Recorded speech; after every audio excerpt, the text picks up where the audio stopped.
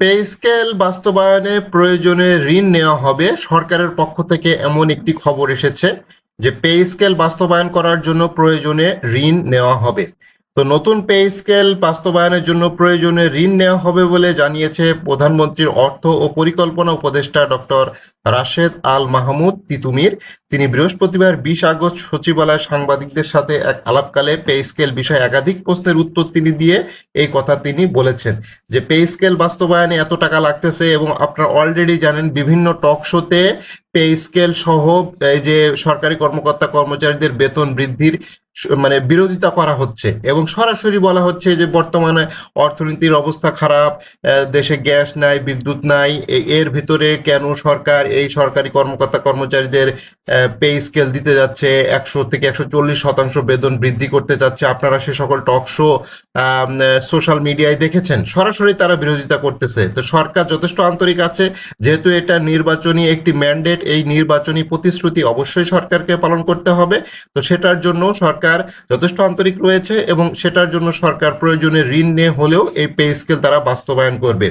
রাশেদ আল তিতুমির বলেন, সরকারি কর্মকর্তা কর্মচারীদের নতুন বেতন কাঠামো বাস্তবায়ন প্রক্রিয়া এগিয়ে চলতেছে, তবে এটি কবে থেকে এবং কত ধাপে কার্যকর হবে সে বিষয়ে মন্ত্রিসভার সিদ্ধান্তর পরই চূড়ান্ত দেওয়া হবে। আপনারা জানেন যে এই সপ্তাহে মন্ত্রিসভার বৈঠক অনুষ্ঠিত হয়েছিল, সেখানে যেহেতু এই সপ্তাহটা একটু বিজি ছিল বিভিন্ন কারণে, কারণ রাষ্ট্রপতি নির্বাচন হয়ে গেল, রাষ্ট্রপতি নির্বাচন ছিল, তার শপথ গ্রহণ সহ 3 জন মন্ত্রী, দুঃখিত 4 জন মন্ত্রী নতুন করে তারা শপথ নিয়েছে, তাদের দপ্তর বন্টন করা হয়েছে, এবং এই বিষয়গুলো নিয়ে আসলে মন্ত্রিসভায় আলোচনা হয়েছিল।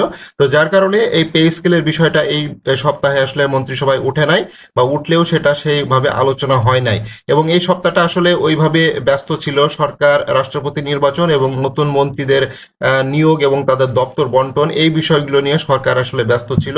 যার কারণে আসলে সরকার একটু বলেই দিয়েছে একটু সময় নিয়ে হলেও, একটু দেরি করে হলেও পে স্কেলটা তারা ঘোষণা করতে চাচ্ছেন। এবং পে স্কেলের অর্থের সংস্থান করতে আভ্যন্তরীণ সম্পদ আহরণের বাড়ানোর পাশাপাশি প্রয়োজনে ঋণ নেওয়া হবে বলে উল্লেখ করেন তিনি, এবং আরও বলেন, নতুন বেতন কাঠামো বাস্তবায়নের প্রক্রিয়া এরই মধ্যে 2টি গুরুত্বপূর্ণ ধাপ সম্পন্ন হয়েছে। নতুন পে স্কেল বাস্তবায়নে অতিরিক্ত অর্থের সংস্থান কোথা থেকে হবে? সাংবাদিকদের এমন প্রশ্নের উত্তরে প্রধানমন্ত্রীর উপদেষ্টা বলেন, আভ্যন্তরীণ সম্পদ আহরণের পাশাপাশি প্রয়োজনে ঋণ নেওয়া হবে, তবে ঋণ নেওয়াকে তিনি নিজ কোনো সমস্যা হিসেবে দেখছেন না। রাশেদ আল তিতুমির বলেন, পে স্কেল নিয়ে সাধারণত 3টি পর্যায়ে কাজ হয়। প্রথম পর্যায়ে পে সার্ভিস কমিশন বা সশস্ত্র বাহিনী ক্ষেত্রে 2টি কমিটি, বা বিচার বিভাগ ক্ষেত্রে জুডিশিয়াল পে কমিশন তাদের প্রক্রিয়া প্রতিবেদন দিয়েছে। এসব প্রতিবেদনের মধ্যে প্রথম 2টির বিষয়ে পর্যালোচনা কমিটি সুপারিশ করে দিয়েছে, এবং এই বিষয়গুলো নিয়ে বেশ আলোচনা হচ্ছে, এবং পে স্কেলের বিষয় নিয়ে যথেষ্ট আন্তরিক রয়েছে। এবং পে স্কেলের যে আক্ষেপ কাটলো এবং গেজেটের যে সময়, সেটা গেজেটের সময় প্রকাশ করা হয়েছে। গেজেটের বিষয়ে বলা হচ্ছে যে আগামী সেপ্টেম্বরের 2য় সপ্তাহের মধ্যে, অর্থাৎ এই যে পে স্কেলের গেজেট আগামী সেপ্টেম্বরের মাঝামাঝি সময়ে প্রকাশ হতে পারে, এতটুকু নিশ্চিত হওয়া গিয়েছে। তবে জুলাই থেকে গেজেটটা কার্যকর হচ্ছে, অর্থাৎ 1 জুলাই থেকে, অর্থাৎ 1 জুলাই থেকে কার্যকর হলে সরকারি কর্মকর্তা কর্মচারী একটা ভালো পরিমাণের এরিয়া বিল বা বকেয়া যে বিল আছে সেই বিলটা আসলে পাবে।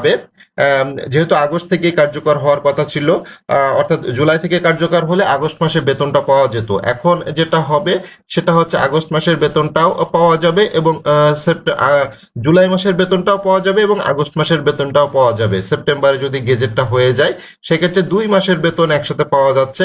তো বলা যায় যে মোটামুটি একটা ভালো অ্যামাউন্টের টাকা পেতে যাচ্ছে সরকারি কর্মকর্তা কর্মচারীরা।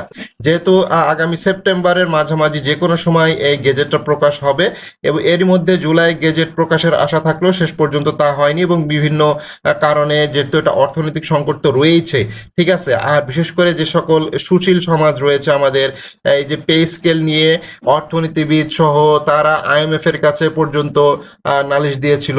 IMF এই পে স্কেল বিষয় নিয়ে কথা বলেছে, এবং বিভিন্ন টক শোতে বিভিন্ন যে মিডিয়া কর্মী যারা রয়েছে তারা নিয়মিত পে স্কেলের বিষয়ে ঘোর বিরোধিতা করে আসতেছে, এবং তারা সবসময় চায় যে পে স্কেলটা না না হোক, এই বিষয়ে তারা বিভিন্ন তথ্য এবং মতবাদ তুলে ধরতেছে যে দেশের এই পরিস্থিতির ভেতরে পে স্কেল দিলে মূল্যস্ফীতি বেড়ে যাবে, এটা বেড়ে যাবে, সেটা বেড়ে যাবে, জিনিসপত্রের দাম বেড়ে যাবে। তো এই বিষয়গুলো নিয়ে তারা টক শোতে একেবারে সরাসরি সরকারের সমালোচনা করতেছে। তো এই জিনিসগুলোর কারণে সরকার একটু চাপে রয়েছে। তারপরেও সরকার বলেছে যে প্রয়োজনে ঋণ নিয়ে হলেও পে স্কেলটা তারা বাস্তবায়ন করবে এবং বেতন কাঠামো 100 থেকে 140% পর্যন্ত সুপারিশ করা হয়েছে, যেটা বেতন কাঠামো আপনারা ইতিমধ্যেই জানেন যে কি ধরনের বেতন কাঠামো হতে পারে। তবে সবকিছু নির্ভর করতেছে গেজেটের উপরে। আগামী সেপ্টেম্বরে গেজেটটা প্রকাশ হবে এবং গেজেটটা প্রকাশ হলেই মোটামুটি 2 মাসের একটা এরিয়া বিল সরকারি কর্মকর্তা কর্মচারীরা পেতে যাচ্ছে। বিশেষ করে 11 থেকে 20তম গ্রেডে যে সকল কর্মচারী রয়েছে তারা আসলে একটু ভালো একটা অ্যামাউন্টের বেতন পেতে যাচ্ছে।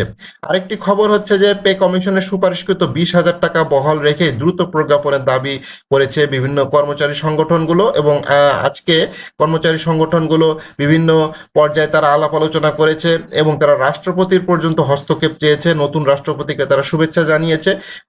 তাই এই যে পে স্কেলের বিষয়ে যে সর্বনিম্ন 20,000 টাকা একটা বিষয়টা রয়েছে, সেটা হচ্ছে 20তম গ্রেডে সর্বনিম্ন 20,000 টাকা সুপারিশ করা হয়েছিল পে কমিশন 2025-এর যে রিপোর্টে, সেখান থেকে যাতে 20,000 টাকায় রাখা হয় সেটা আসলে দাবি করা হয়েছে। আজকে বিভিন্ন আলাপ আলোচনা হয়েছে, বিভিন্ন কর্মচারী সংগঠনগুলো তারা বিভিন্ন বক্তব্য রেখেছেন এবং দ্রুত পে স্কেলের দাবির জন্য আহ্বান তারা জেনেছেন। আরেকটা জিনিস আছে, সেটা হচ্ছে টাইম স্কেল বাতিল নয়, আগে 3টি টাইম স্কেল পুনর্বহালের দাবি। আপনারা জানেন সরকারি কর্মকর্তা কর্মচারীরা একটা টাইম স্কেল পেয়ে থাকে, অর্থাৎ যারা ব্লক পোস্টে চাকরি করে তাদের তো আসলে কোনো পদোন্নতি হয় না, তারা এই টাইম স্কেল দিয়েই মূলত তাদের গ্রেডটা উপরের দিকে উঠে যায়। তো সেই বিষয়টা 2015 সালের জন্য 8ম পে স্কেলে সেটা বন্ধ রয়েছে, অর্থাৎ 2টা টাইম স্কেল রয়েছে, এটা 3টা করার জন্য, অর্থাৎ 3টা টাইম স্কেল পরপর যাতে 3টা টাইম স্কেল পাওয়া যায়। কারণ 11 থেকে 20তম গ্রেডে যে সকল কর্মচারী রয়েছে তাদের আসলে চাকরি জীবনে কোনো